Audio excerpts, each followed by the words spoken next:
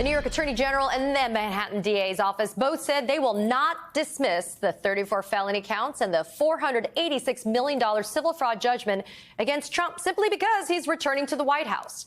Both offices saying, quote, president-elect immunity does not exist. Instead, Alvin Bragg's office suggested an abatement, which basically means delaying the sentencing until Trump will be out of office. But in some other states outside of New York, an abatement can be used when a criminal defendant dies before being sentenced. Trump's lawyers predictably misconstruing the abatement request as a dark dream scenario, saying the DA is asking the judge to, quote, pretend as if one of the assassination attempts against President Trump had been successful. I don't even have words for that, Christy. Joining me now is Christy Greenberg, former deputy chief of the Southern District of New York's Criminal Division, a former federal prosecutor, and an MSNBC legal analyst. I mean, Christy, thank God for the state cases, right? Thank gosh, because you have the civil fraud case with Tish James. You have the Manhattan DA, Alvin Bragg's election interference case. Thank gosh for them that they actually came to fruition one way or another.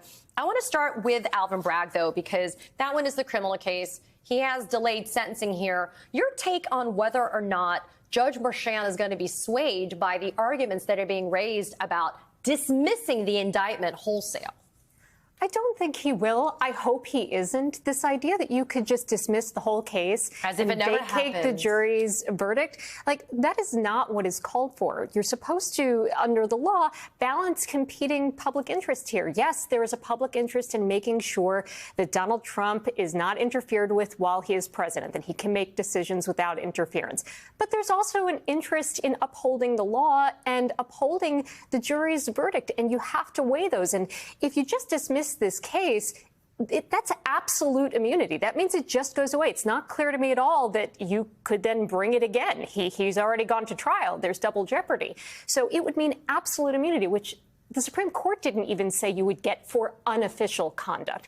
And it would be permanent. So again, looking at what the Office of Legal Counsel has said for DOJ, they've said, look, he gets temporary immunity for the time that he's in office. He doesn't get permanent immunity forever once he leaves. So I don't see Judge Merchan taking that dramatic a step of dismissing it. There are other options he has where he can more, I think, in a better way, balance those interests. Meaning Judge Merchan could say, I'm going to let the indictment stand, let the jury verdict stand, but I'm going to set his sentencing for Trump after he gets out of office, is what you're saying. I think that's one of the options, and I think that's the most likely option. I mean, you've got Trump's lawyers saying, well, look, in the federal cases, the Office of Legal Counsel for DOJ said you can't even put it on hold. You can't even put it in abeyance. You cannot prosecute him full stop.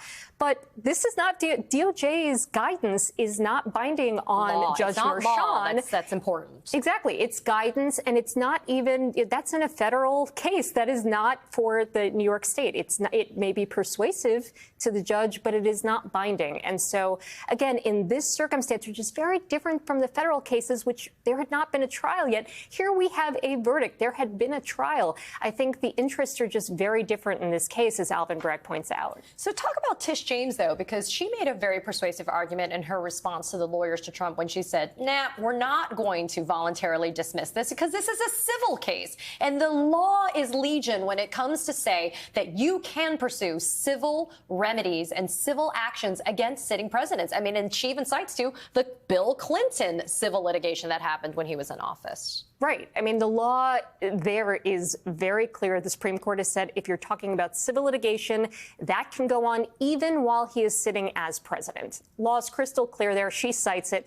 And she doesn't get into the whole back and forth with Trump's lawyer, where his letter is saying, well, but what about unity? We need unity for the country. And her response doesn't even address that because, I mean, come on, that's not really serious. And she just deals with the law, which is very clear. This case isn't going anywhere. It's fully briefed on appeal. Let's see what the appellate court does. So very quickly before I have to let you go, you know, part of what I get upset about is what I call the enablers. And people who follow my show understand how upset I am about the lawyers that enable Donald Trump's conduct.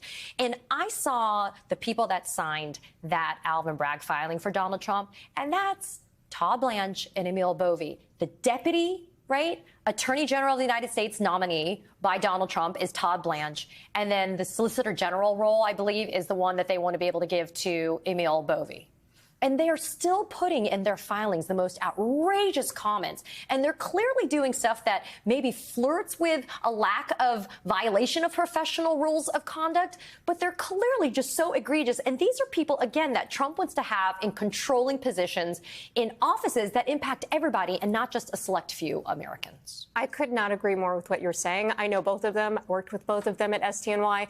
And I think a lot of my colleagues have said, well, you know, they're real prosecutors, unlike Matt Gaetz, who was never a prosecutor. They're real prosecutors, so they know how to do their job.